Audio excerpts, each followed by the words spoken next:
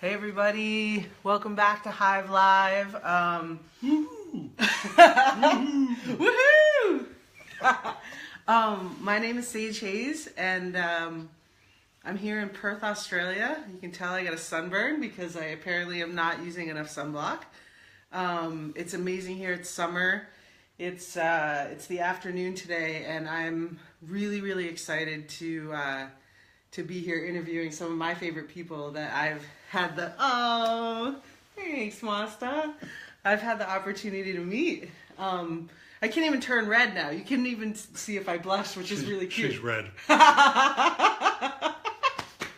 So this is my buddy, Masta Alan Halford.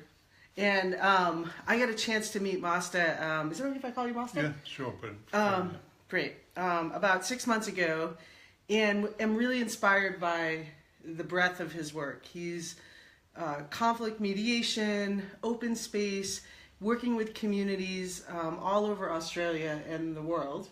And well, anyways, he'll tell you about that. But I'm really excited that we get to have Masta on today, and thanks for tuning in. So, let's start with, tell us a little bit about who you are, and before we get into your work.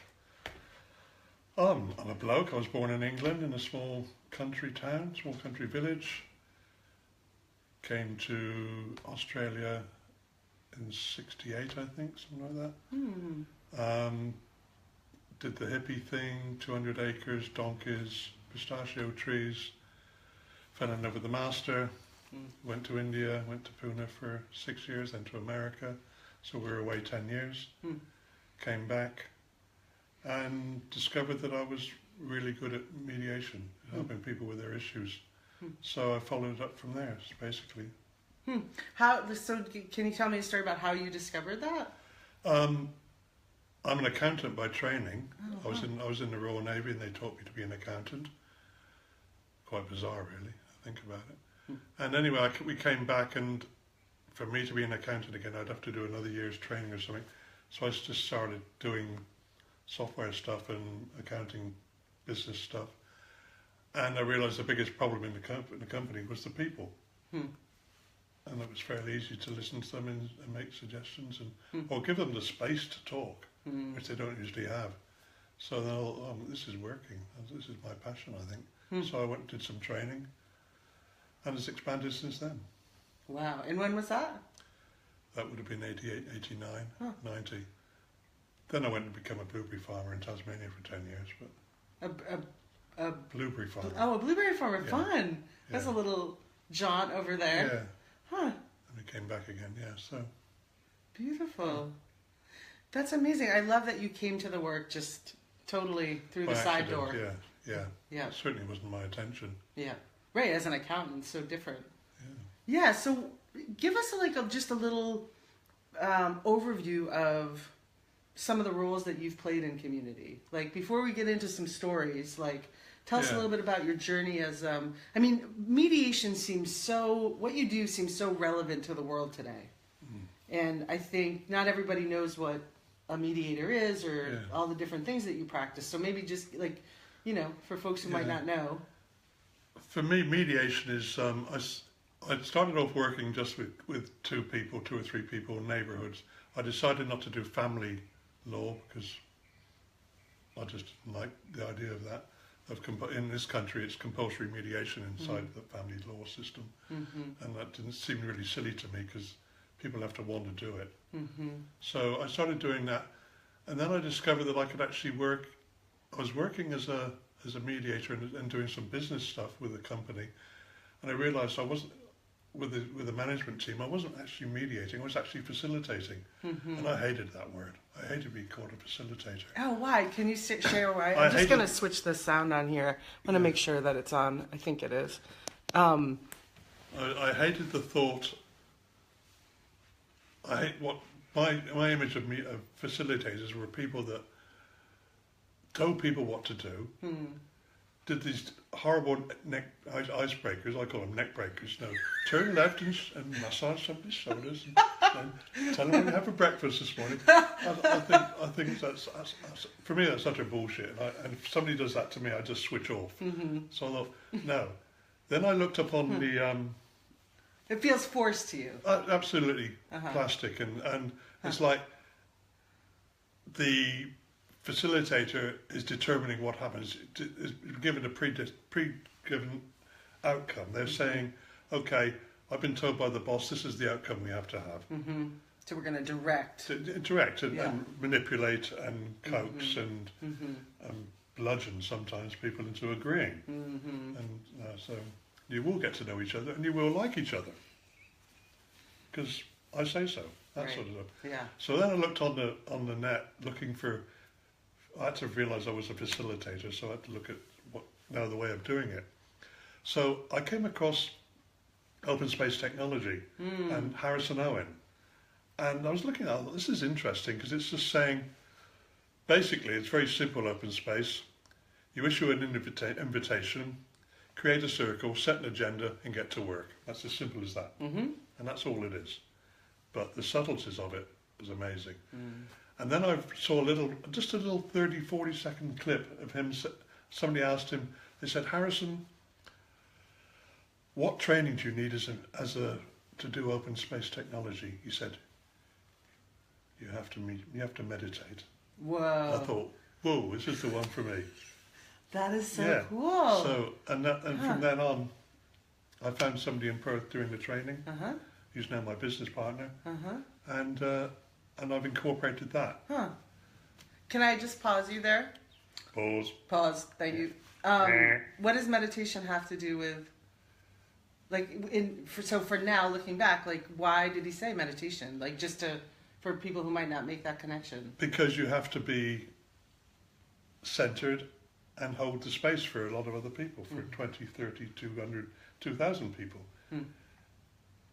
And you have to know who you are and be centered. Every time I go into do an open space, I try and arrive in the room at least 2 hours beforehand, so I can set it up and walk the circle and be in this circle and sometimes imagine what might happen, but just to be there, and that makes all the difference.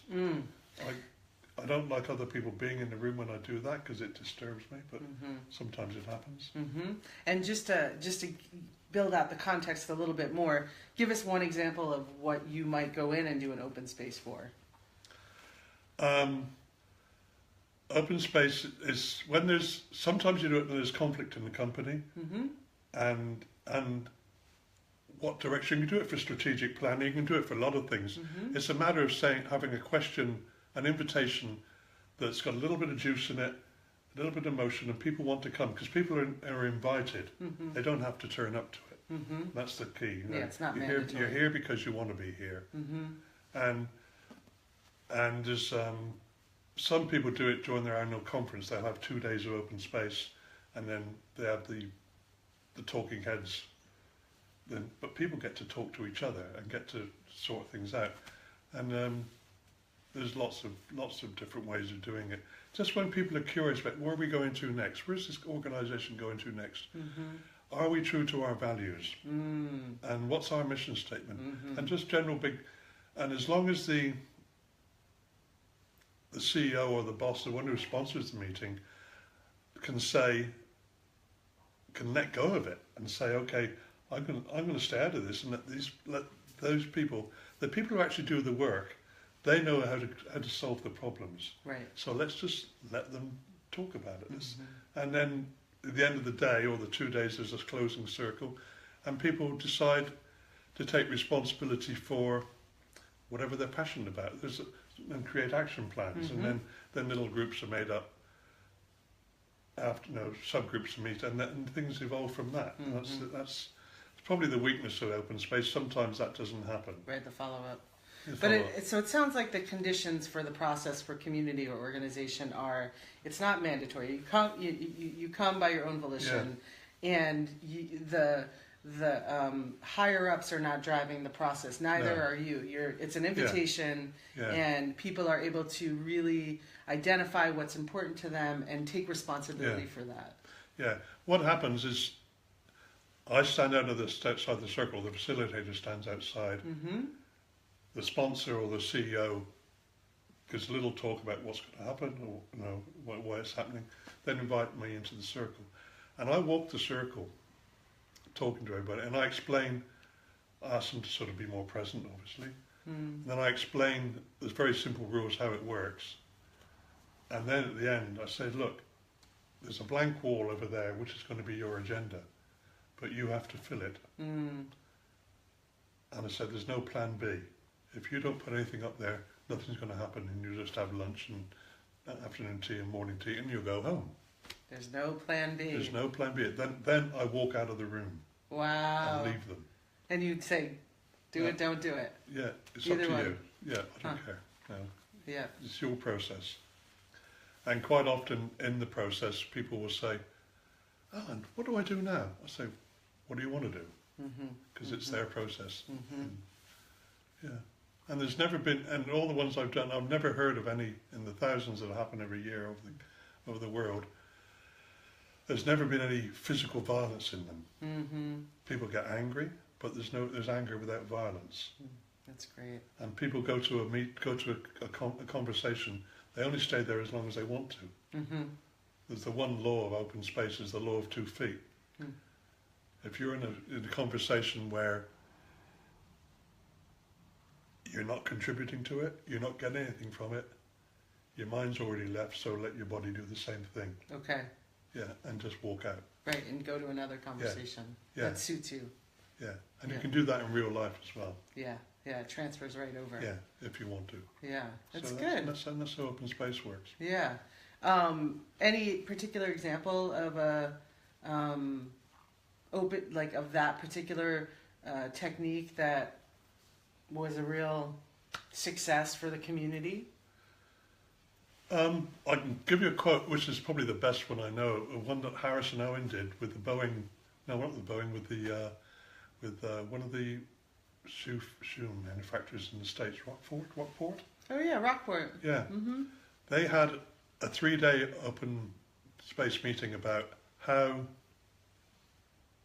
strategically what they were going to do next, and their second day of the meeting, and all the senior guys, the other assistant vice presidents, and everybody was there, and everybody was having good conversations.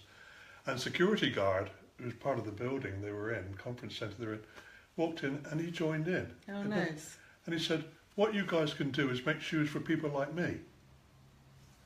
And in 12 hours, this organisation did that. Right. They set the whole structure up on how to do that. Right. So it was like the space, the technique was open to that piece of wisdom dropping in. And then they were saying, okay, what do we do with this?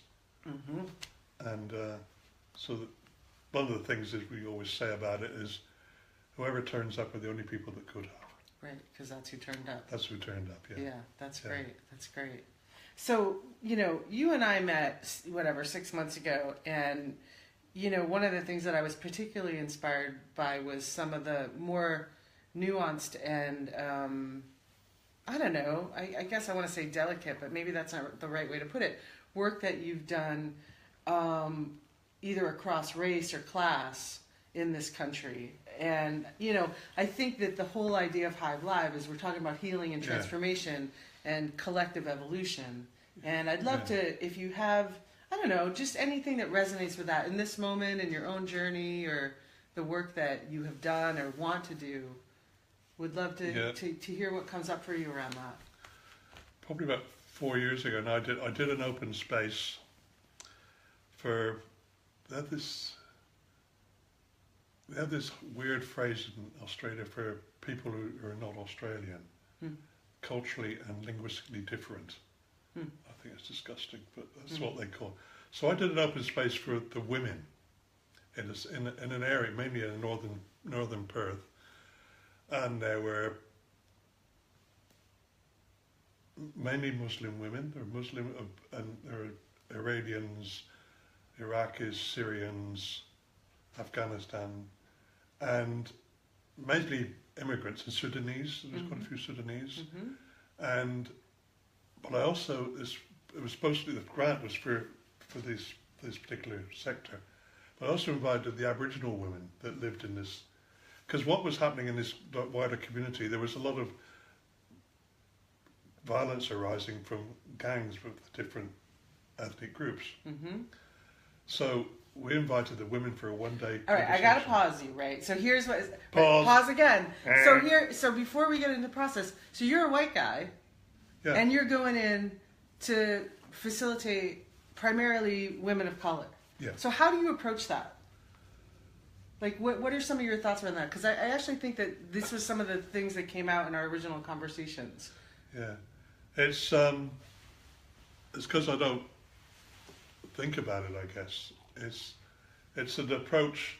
I mean, I worked with an organisation who was sponsoring it, and so basically the women didn't meet me until they walked into the room, and there were 80 or 90 of them, I believe, and I was the only white fella. I was the only fella, and we had a fairly large area, and everybody was very respectful, and we set up a separate area for prayers for the Muslim women, for the Islam, and there were probably 20 Aboriginal women, and everybody brought the children. So within 10 minutes, people were looking after other people's children. It was amazing to see this happen. And when it came time to prayer time, everybody stopped and everybody prayed. And it was the most profound thing for me. And the honour of being of opening this space and talking very simply, because English obviously is not their second language. It's probably some of them it's the third or fourth. But everybody got it. And there was no interpreters. Wow. They interpreted for each other. They helped each other, and it was the most amazing thing. And what came out of it was they decided that every week, and they're still doing it now, 15 or 20 of them, they meet together in a commercial kitchen and they cook meals with each other. And that's, how good is that? That's so good. And that was for me, that was like, yeah, this is what this work's about. Right. It's pulling people who would see each other in the street, or they would see each other all the time, but there's always a boundary, and the male boundary is quite often as well. So the fact they were by themselves, just a bunch of women and me, and it seemed to work. And unfortunately, it's never been able to repeat it. But that Well, part of why it worked is because two things. I mean, part of why it worked was because it was convened and the right people were invited and came. You know, and the technique and your personality is one of, like, you're not. There was no dominance. There was no trying to make something happen. Because I don't know what's going to happen. Yeah. Be prepared to be surprised. Yeah, that's such a great motto. Yeah, and it happened. That's what happens. You get surprised. Yeah. Yeah, and you just see what happens next, which is so. You know, I think when we work one-on-one with people, there's a rhythm to that, and there's a practice of that. But I think when you get into community and you work with groups, there's a lot more uncertainty about what could happen. Yeah, I mean, it's really the Buddhist thing of being on the edge of the abyss with no ground beneath your feet. It's really, okay, you're in the centre of a cyclone sometimes, especially in a community meeting that's an angry one, where there's some dispute in a remote community or an Aboriginal community, or even a community in the suburb of Perth, where there's arguments and there's assumptions and misunderstandings, and people are not used to sort of that. I don't use open space for that. I use a slightly different process, but open space comes into it. The whole idea of me saying, okay, what do you want? Given what's happened, given the chaos that's happened, given that fight happened last week, what's possible now? What do you want to do about it? You know, what are you going to take responsibility for? Right, really deep invitation around that. Yeah, and it's saying, I don't have the answers. I can hold the meetings. I can have fun with you. Right. And I can tell you about my lived experience. I can share that. But I don't know what to do. You know. Yeah, so like in an instance where there's a heat, you know, super high level of anger, understandably so for whatever has happened. Yeah. You know, like what do you find is the best way to handle that? I mean, you know, as you know, in our country, in the United States right now, there's phenomenal amounts of polarization and anger. I think we have a real difficult time doing any conflict resolution across lines right now. Yeah, it's the place with where the most research is done on it and the most innovative processes come out of is America. It's amazing.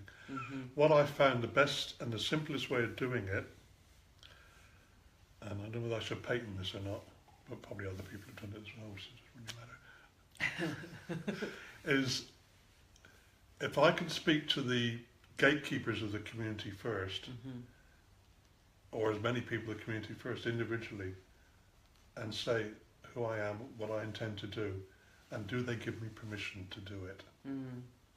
If they come, do I have your permission to facilitate this meeting? And when I do that, you get some sort of acceptance. And then in the meeting, I spend the first half an hour asking them how they want to conduct this meeting. What's allowable, what's permissible. You ask the whole group. Yeah, the whole group. What behaviour do you permit and what behaviour do you not permit? So you really have them work to get clear on that. Yeah, and you tell me what you want, and sometimes then we'll write it down. And then I go around and ask each person, do you agree with this? Do you give me permission to facilitate it? You ask each person that? Each person. Right, you have that whole list, and you get permission. Yeah, and when I worked with 2 language groups up in Northern Territory for quite a while, and I spent a week doing that, going around, and then we had the first meeting with the committee, which was 20 or 30 people. I said to them, we did the same process, but they went one stage further. They wanted to type it out as a code of conduct, and every time they came to a meeting, they would sign it. Oh wow! So what I did, every time they had a meeting, I would go around to them and they would sign it in front of me, and then I would ask them everybody that question: do you give me permission to facilitate? Will you support me if I back these rules up? If I enforce these rules, will you support me? And everybody said it, and it's so easy. Right. Yeah. Because it's self-regulating. Yeah. Everybody says, no, you promised, you said, no, you signed. No. Yeah. And it works with large groups as well, but it takes a lot longer, obviously. Right. But it's worth the time. That's right. On the front end. On the front end, it's worth that time. And everybody gets to have a voice in what the rules of play. You can really play with it. You really. That's great. Yeah, well, because if everybody's invested, there's more trust, and then you can actually. Well, they've decided the rules. I haven't. Right. That's the difference. For me, that's always the strongest thing. Yeah. They decide. It's their decision. Yeah. If they didn't want any rules, then I would probably say I can't facilitate this. Right. Right. No, leave your axes and your shotguns outside, please. You know. Right. Right. Whatever. So, but it's it's probably very such effective. a relief if you're in a room with people you've historically had conflict with, and somebody's sort of in the middle facilitating that. Like, I mean, obviously you wouldn't even be in the room if you weren't invested in some sort of different outcome. Yeah. So exactly. Yeah. To be able to go through a shared process of like, this is okay for me and this isn't. To have that respected, to have that seen. You know, it's a simple technique. It's very, very simple. It really, it's a step before getting into something that could really be the difference between. It sets the boundary. Yeah. It's like you do on one-on-one stuff in counselling. You set boundaries.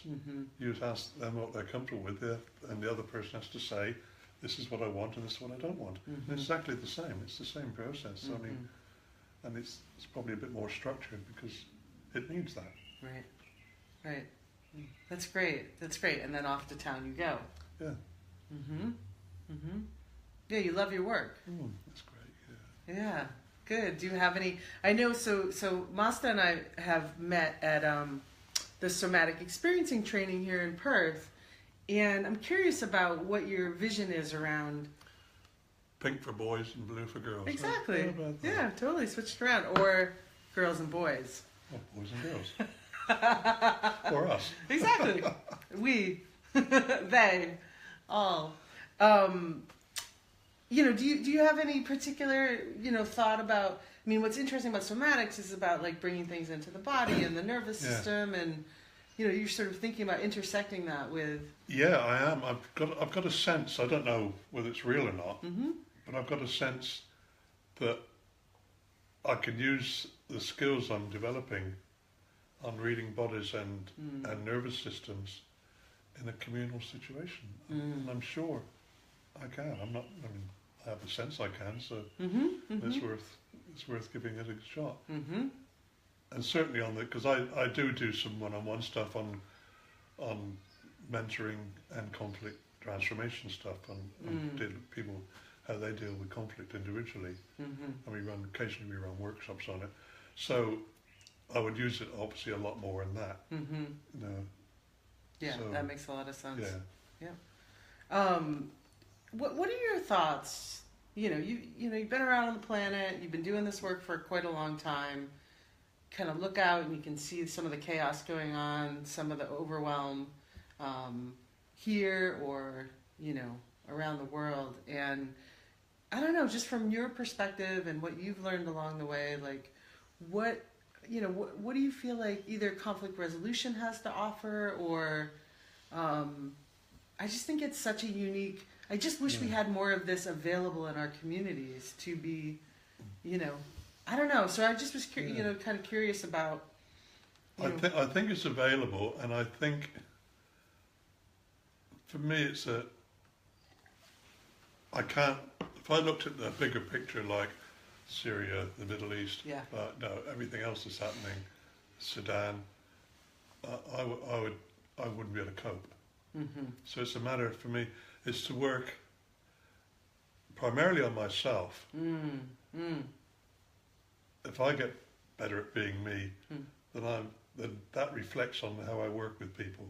And if I can get the person next to me I'm working with, or the group I'm working with, get something, because I've opened the space for them to do that and give them the opportunity to explore that, then that's all I can do.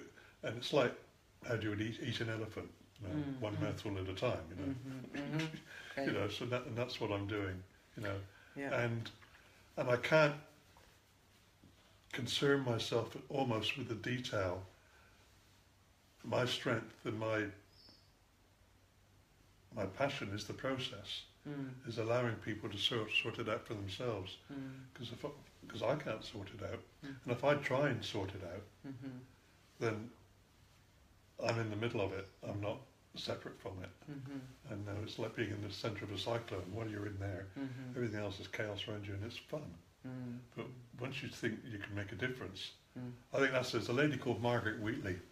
She's one of your mob over there on the other side of the water there. And I remember she said, as facilitators, we have to drop the need to make a difference. And I think that's great. Yeah.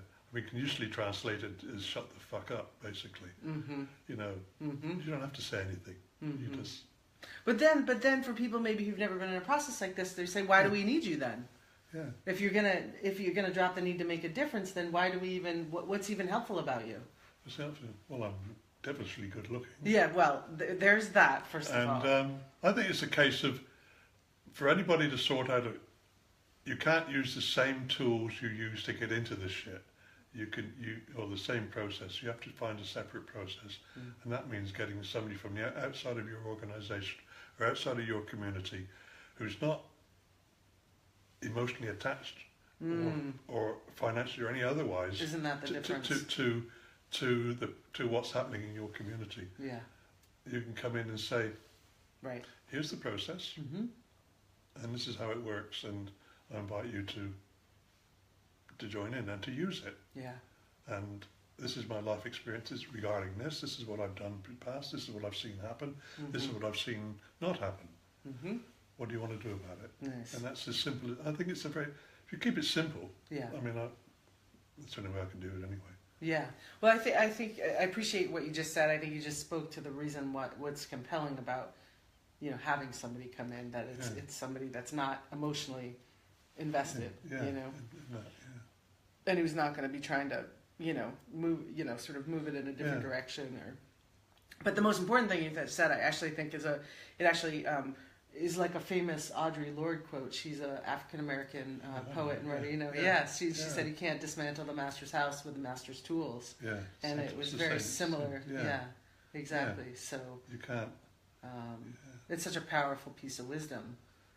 that. But it's common sense when you think about it, you know, because that old pattern isn't going to change while you're trying to change it. Right, right. You got to add something different. Yeah. Really different. Yeah. So bringing somebody in and with a different lens. Yeah. Yeah. The other thing you said I wanted to touch on was, you said I bring it back to my own work. The more I know myself, the more. Yeah, I think that's. I mean, this whole self-reflection thing. I mean, it's not even spiritual in a way. It's just sort of, who am I? No. So what? Many years ago, 20 years ago, or 18. Anyway, 20 years ago, a long time ago, I had a heart attack after my partner died. And when I had it, when I was inside this, I'm going, great, I can fuck off now. It's over. It's all over. Then this little voice said, hey, Master, you've still got questions to ask. And it was as simple as that. I thought, okay. And I popped up again, because I could have just disappeared then. Wow, that was a moment. And I knew I could just say, this has all been too much. Right. I can't stand it anymore. Yeah. But this thing came up and said, you've got this question to ask. These questions. Yeah. That's beautiful. And that was a sort of curiosity thing. Yeah, and that's the thing in our work, I think, is curiosity. Any question that you're working with these days? Speaking of questions? No, it's when I discover the question. It's like, I tell you what happens to me. I start working, I work, and it was written, and something evolves. Then about 4 months, 6 months later, I'll read something. Hey, that's what I've been doing. And it's called, oh God, it's called appreciative inquiry. Or it's called, and then I get the theory from it afterwards, because I'm useless at reading and trying to learn something before I actually do it. So what has happened, I've done stuff, and then with appreciative inquiry, it's like, wow, this is really easy, because I've already been doing it. Right, but, naturally. But not quite, probably not quite as structured, but the concept, the idea, you know, and that's a really beautiful system. You know. Can we talk a little bit about appreciative inquiry? What it does, I mean, very simply, it's based on what gives life to the organisation, what's good for the organisation, as opposed to what takes life from it. Okay. And it's a series of you can do it with thousands of people. Basically, it's a very simple way. People interview each other, and say a group of 20 people. You'll split into twos, and they'll interview each other for about 20 minutes, half an hour, depending on the time you have. And they ask questions like, what sort of team would you consider a good team? When were you in a good team? What did you contribute to that? Why are you working for this organisation? And good positive questions, and then they all reversed. Then those two will meet up with another two, and A will tell B's story. Oh, okay. And then to see what the commonalities are. So you get 4 more stories, and then everybody comes back together. And at the end of that conversation, you have a list of what's good about this organisation. Now, if it's a particularly toxic one, I'll take it the next step, which I'm not sure whether it's part of the appreciative inquiry process. I say, okay, this is that. Now, after the break, I want you to come back and do the same process. And what pisses you off about this company? You just give them full rein. What pisses you off? I don't want you to there's no blaming. Just how you're affected by what happens that you don't like. That's got to be so intense for people, because, first of all, I'm sure people maybe feel like, can I really share this? But then if they do, then they're probably like super relieved. But what the process of doing the good stuff first gives people that connection and that euphoria almost. When you talk about something you've done good, you go, yeah, that was good. Yeah, good about that. Yeah. I mean, one guy and they talked about being in a pickup team of basketball. You know, we're not real team, and how they would challenge each other and fight like half the ball, but then they would show each other their moves, and that's the team, and that's sort of. He said that was a good team to be in. Yeah. You know. Yeah. So things like that. So it doesn't have to be a work team. It could be a family. You know. It could be. You know. So. But, okay, so they say what pisses them off about this so they do the same process. They come back. Then we have another list, which I say, well, we've got the good, the bad, and the ugly. and they're both you. They're both this organisation, which that means they're both you individually. This is part of you. You're not just good, you're not just bad, you're both. Yeah. And so, what do you want more of? So then you have an open space meeting on what's possible now would be the question. Or something like that. Yeah. And probably just having that list of the bad in the room names it, normalizes it, visibilizes it, takes some of the secret or the... acknowledges it and names it, That seems so important these days. Yeah. I mean, I don't always use that bad bit because it's not. Sometimes it's not necessary. Again, see, when you walk into a room, I have no idea what I'm going to do. You have no idea what you're going to do. I know I've got enough time to do an open space and priesthood inquiry. I tend to start off the priesthood inquiry because it's connected, connects people with each other, even if they know each other. But not always. And sometimes I'll just sit in the circle and use a talking stick. And sometimes I'll stop the priesthood inquiry process because there's some real angst happening in one of the groups, in one of the conversations, where there's a bit of energy moving. I'll say, okay, back in the circle, talking circle. You have the stick, you talk, and then I get them to set the rules. Yeah.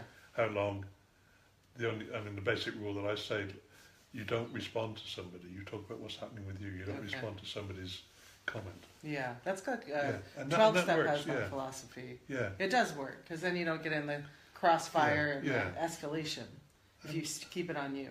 Yeah, and then people start using that in their daily business lives. Yeah, that sort of process. So it's capacity building, building skills. But it's not knowing what you're going to do when you walk into a room, which is most fun for me. That's so amazing. Like, you go, okay. I mean, if you set it up for an open space, if you couldn't do an open space, you have to, because I guess you have to do that. But smaller group stuff, I say, and the boss says to me, "What are you going to do?" I said, "Well, I actually don't know." And the boss is like, "You got to trust that." And sometimes they say no, and sometimes, well, I don't know what I'm going to do. I don't know what I'm going to do until I've met your staff, I've met your workers, until I see what they need, what they want from me, what process they want to run. Usually they get it then.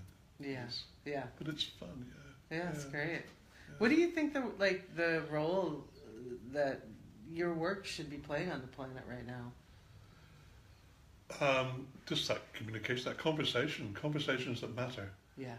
Allowing people to have a conversation that matters, but also allowing people to listen to that conversation. Because especially in a straightforward mediation where there's 2, 3 or 4 people, then the chance to listen to what the other person's point of view is and why they did that, and it cuts out all the assumptions, or a lot of them anyway. Because there was an assumption, she did that because she doesn't like me. Most of the times, you're probably not even aware of your existence. Right. Right. It's not the real story. No, it's not the real story. Yeah. And people bring. I often say to people, "Who else have you brought into the room with you today? What else is going on at home? You often ask that. Yeah. That is such a great question. Yeah. Well, who else is here with you today that you're perseverating over? Yeah. And you brought your whole lineage of your family in as well. That's all in you. But what's stopping you being here by yourself today? Wow. That's a good question. That's a great question. Yeah. But it has to be the right. Some people you can't ask that question. Sure. Sometimes, so, and that's the skill of the experience of knowing, when to shut up. Yeah. And say, okay, I feel like it's like the court jester stuff. Yeah. That's what a mediator is. That's what a facilitator does. They're in a position to be able to gently poke people and say, wonder why you said that. What's the reason you would say that? In just the right tone, at just the right moment. It's asking a question. If you use the word why, people get defensive. Right. Because you're challenging or they think beliefs. You did maybe do something wrong, too. No, but you actually challenge their belief system. Right. So you don't say why. No, you try not to. I mean, sometimes I do, but I get a bit excited.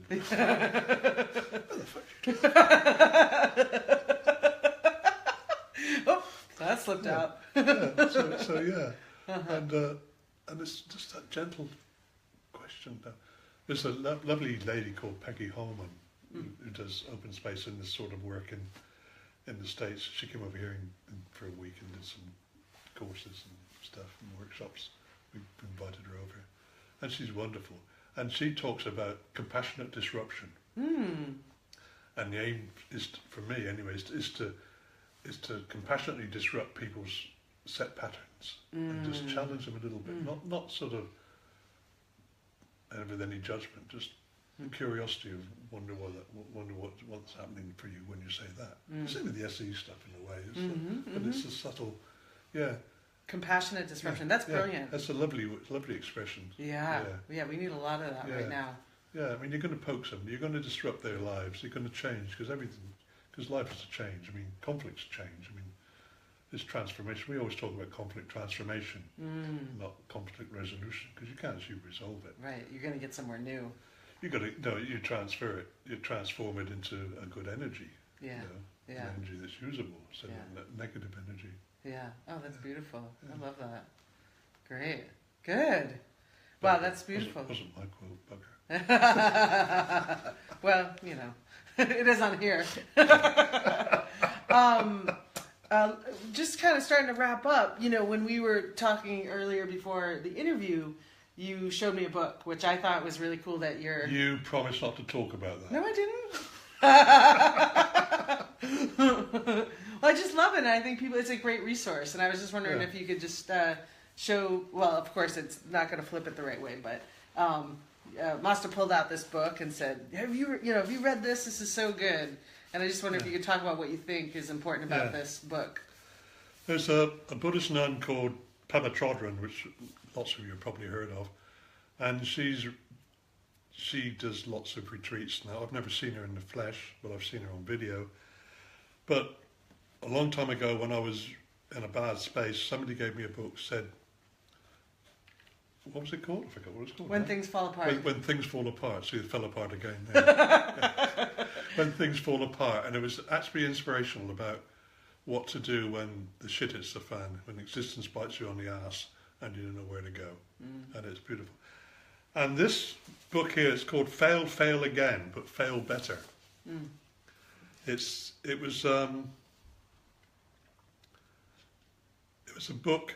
It's a basis of a lecture or a talk that Pema gave to the Naropa University in Boulder to I think it was the graduation class, and her niece had asked her niece was graduating, her niece had asked her to give a talk.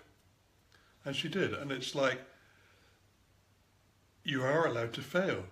When you get outside, you get out there in the big world, you really won't know what to do. Because some things you cannot fix. It's not like in university you can do your assignment again. Out there, you can't fix things. So what do you do with that? And that's what it's about. And it's really, well, that's what I saw. Plus at the end, there's an interview by somebody from the publishers. I forget their name, but the publisher, I don't know the publisher. While you look that up. I mean, I think what's so beautiful about this book, fail again. Fail better. And then fail better. And I just want to, acknowledge Pema for bringing something so simple to the forefront around just such deep permission to fail. Yeah. And to normalize it, and that is part of how we learn. That is part of how we evolve. And that is part of how we grow together. And taking that risk. Yeah. I mean, her subtitle is For Leaning into the Unknown. I mean, God. God. Who doesn't need that?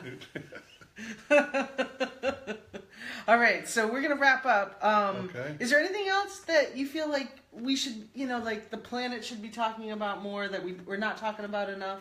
Tap dancing. Tap dancing. Tap dancing. I think you're actually right. We should tap dance more. We should tap dance more. I've always wanted to learn. Do you know how to tap dance? No. No, okay. All right. Yeah. Tap dancing. There you have it. This is the spiritual wisdom of the moment. No, seriously. Anything else in addition to that, anything else you want to share? No. That feels important? I think being silly is quite important. I know. I love that about you. Just being silly. Having the courage to be silly. And I think what's happened for me in the last 10 years or so is I've realised I've looked at who I am with my friends and who I am when I'm working, and I'm slowly pulling it to be the same person, which is an amazing experience. So you drop the mask and you're, yeah. There you go. Yeah, and that's my thought for the day. Yeah, so asking yourself, this is actually an interesting tool. Yeah. Is the person who I am when I'm at work the same person with my friends? And if not, what's the difference? Don't ask why. We can't ask why. No, what's the difference? Let's be curious. What's the difference? Yeah. And would you like to do that differently? Yeah. And what can we do differently about it? Yeah. Thank you so much. Thank you for sitting with me. It's been really sweet. It's gorgeous. Yeah. Almost matching shirt. I know, it's so cute. We're sort of twins. We didn't plan this. You guys, thanks so much for watching. Thank you. From Perth, Australia. We got a couple more interviews coming this week. We're going to be interviewing a woman named Anat. I don't even know her last name. I'm sorry, Anat. I just met her last week. She is originally from Israel. She lives in Perth, and she does water therapy and hakomi. And so we're going to learn a little bit about what that is all about. And then on Saturday, I'm super excited. I'm going to be taking the train down to a town called Mandurah. I think I almost got that. And interviewing Leah Fuster. And she's awesome. She's amazing. She's art therapist and community change agent. She's a force to be reckoned with. So I'm and totally wacko. You'll love her. So I hope you turn. I'll be posting times for that. And big love from Australia today. Hope you're doing well. Big hugs. Stay strong. Stay sane. And tap dance. Yeah. Good friend of mine in Chicago years ago, a homeless black guy, said to me, "Masta, take it easy, but take it." Nice. Take it easy. But take it. But take it. All right, we'll end on that. Love you guys. Take care.